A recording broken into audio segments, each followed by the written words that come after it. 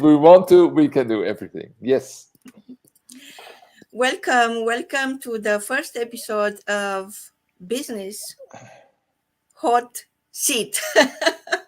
This is something we been hoping to launch next year, but we decided to move on today.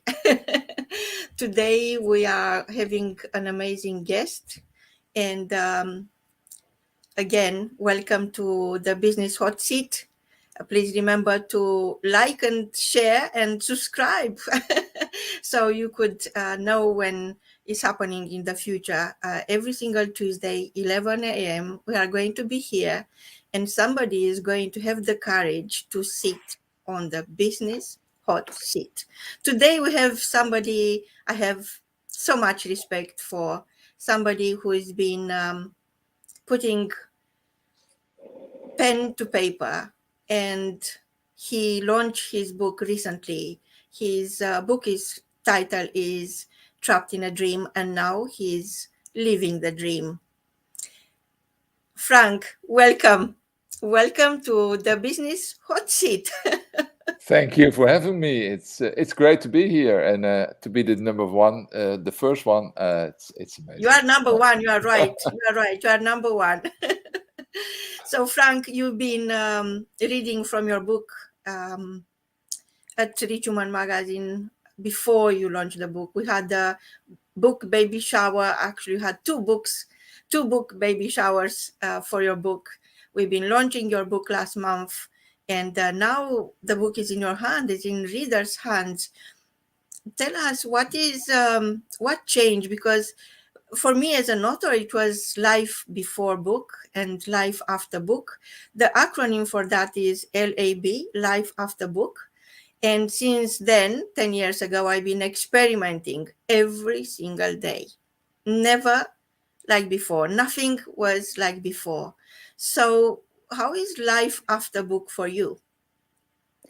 Well, it's a really good question because my publisher already told me when the book is there, you're going to be a different person, and you remind me of that so many times too.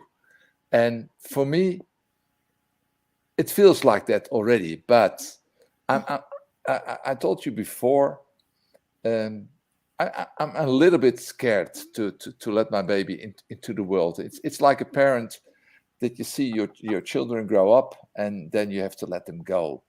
But you remind me all the time to let the book go. It's of course it is your book, it's your story, but it is time to give it to the world because it belongs to the world. It belongs not to me anymore. I know it's now such a great book because you know it is because it helped me so much. But what it did for me, it can do for everybody, and maybe not for everybody, but for people who really struggling to take the next step to get out of the prison they're living in, because the door is open.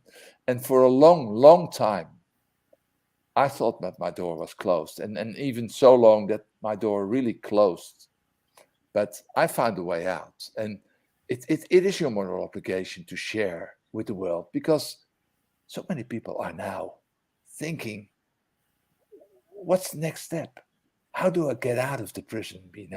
I have got so many ideas, so many plans, but how? Well, I did a good job to give you your why. It's why it is so important that you start living your unique life because it's yours. It is yours, but sometimes we're so close, but we need that little push, that little sign, and you're giving that to so many people already, and now it's my time to let it go. And I know that the world will come to me, and I'm gonna enjoy it. I have to enjoy it because it is time. It is for me also time to be the dream driver, and yeah, I can't wait, and I have to take that next step. You are indeed the dream driver, Frank. You've been inspiring us every single day. We have a daily rich inspiration room, and we have thousands of people coming by, and they hear you reading from your book. It's a very powerful moment of the day. It's very early in the morning, and you always show yourself up.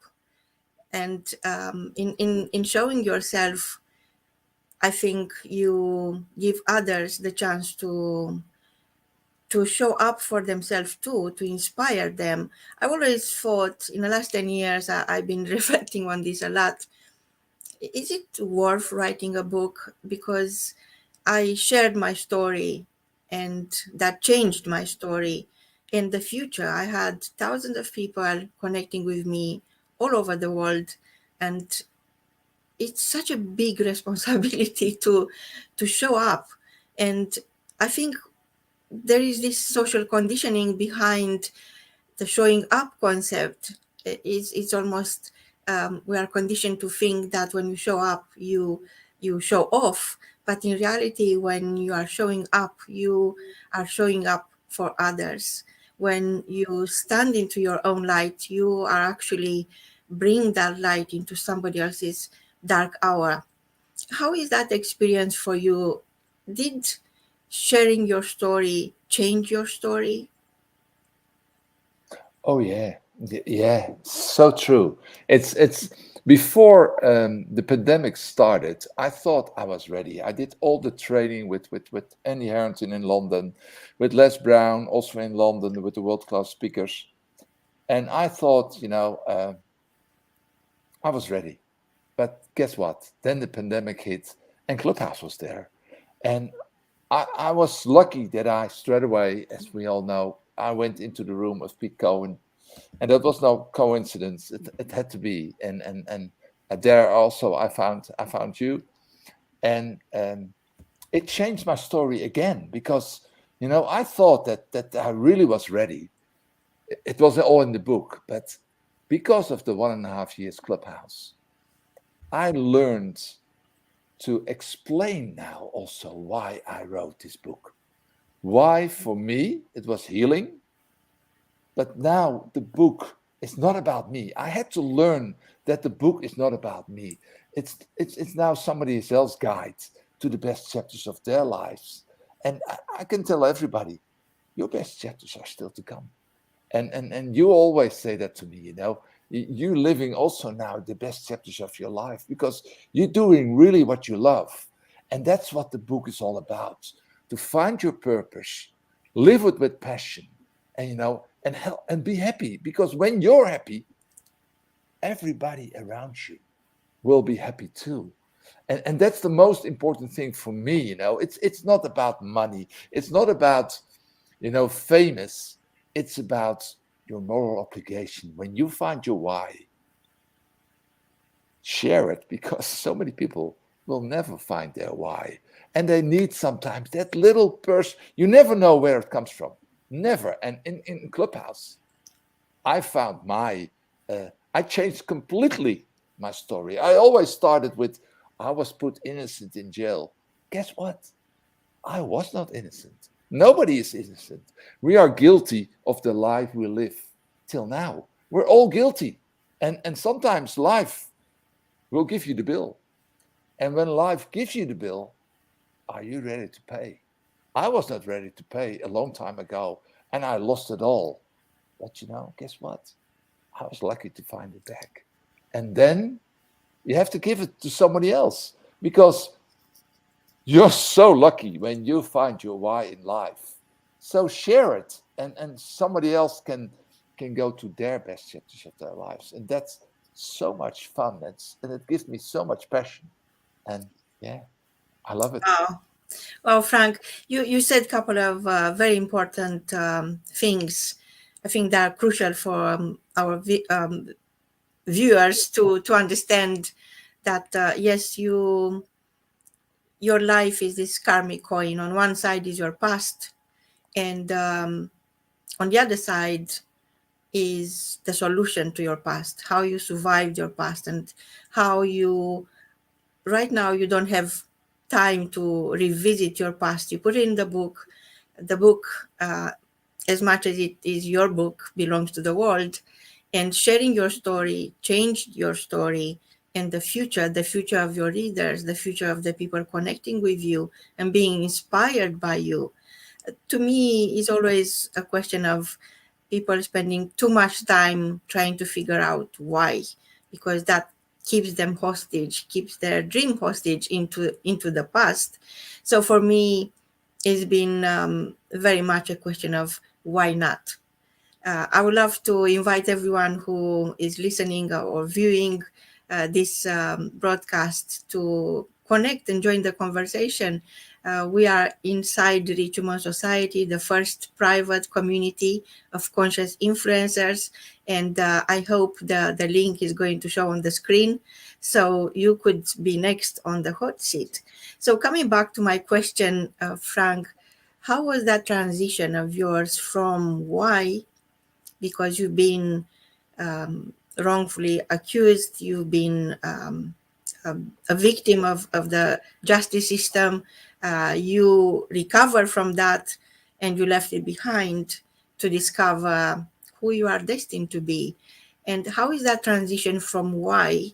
A lot of people are still stuck in that question because the past is somehow comfortable, doesn't present any unknown. How was that transition for you into the why not? I'm the dream driver now. How is that happening for you? How is that impacting who you are becoming? Or I should say, you don't need to become anyone. You already are. Just remembering who you are destined to be. Well, as you know, it was the man with no arms and legs, Nick Vujicic, who really pushed me, and sometimes we really need that push when you hear somebody with no arms and legs who thought he had no chance in this world telling you it's your moral obligation. And you've got a problem, he said. You've got arms and legs, Frank. So, you have to be really good because, I have no arms and legs. So everybody comes to look at the guy with no arms and legs who's trying to do his best in life. And sometimes he said, there are so many beautiful stories in the world that can inspire people, can motivate people. But you've got a problem, Frank. You've got arms and legs, and you're one of us. So your story must be exceptional. And I think there are so many people have exceptional stories, but they will never be heard. And that's what you try to do also, Dr. Marina, to give everybody that voice. Because of those voices, some other voices will come into the world and they can help other people also. So it was for me to hear somebody with no arms and legs telling you, hey, listen, it is your moral obligation. Get up and do whatever you want to do in life. And for 20 years, I had this book already in my mind. And I was always thinking, even in my darkest hours in that prison cell, I was thinking, if I get one time, maybe still a chance, I will tell the world why the things happened, what happened with me. I am guilty of the life I lived till then, but I found my way out, and so many people I want to give that to. So for me, yeah, for 24 hours I had to think about it, and then I thought, hey, he's talking about that book I have already 25 years in my head. That's already there. Why am I not doing something with it? And to write the book was hell. It was really hell, and you will see and you will read why it was hell. But in the end, I'm so proud that I did it, and I hope that so many people will be proud when they look back to that message. If I can give that message for change, and they will change, they will say, wow, I'm so happy I listened to this guy, I bought this book or did this program, because look where I am now, and look where I am now. Wow, Frank. I always wonder what's next, because I want to thank our our audience for being here with us, and really grateful for joining us. I hope you enjoyed the show, and please give this video a like as this helps the algorithm push us to more people, so more people could get inspired by Frank's story and his book Trapped in a Dream. And I think it's always a question of the proof is in the pudding. You can connect with Frank and see how beautiful his life is now, living the dream. For business hot seats, I think it's time to to join the Rich Human Society if you are ready to go hot. We host live seminars, workshops, streams, webinars, and also we run regular summits. We hosted 7 summits in the last year. This month, on the 20th of May, we are going to have the first 24-hour Dream Big Summit, where, where of course, you could join us as a speaker. Frank is going to be a keynote. We have amazing people joining us.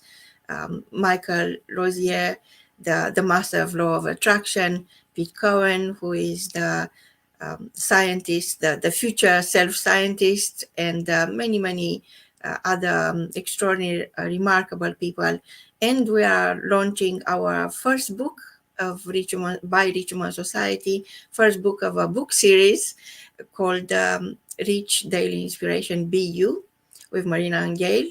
And you are going to meet all the co-authors, people from 5 continents, from every single path of life, who are joining the desk inspiration. And we are working together to inspire you, to give you the chance to learn more about yourself. And our community is also ready to welcome you. For more information on how to join us, please find it in the video description, and should see a link on stream now. Frank, what is happening next? Because I know you are embracing the unknown. There is no manual for being a published author. There is no manual for being the dream driver. What is happening next? How can we help you? Well, you do already, but soon I will be. The world is opening up again, and for me, it is time to let the baby go.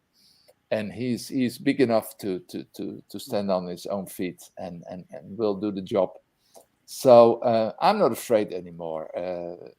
A little bit, but I will be there, and I'm sending already 130 books away here in Holland to the people, and now it's time to go to my English friends because they're waiting too long. So I will find a way to get the books, and so many people are trying to get the books already into England, and we probably find a way.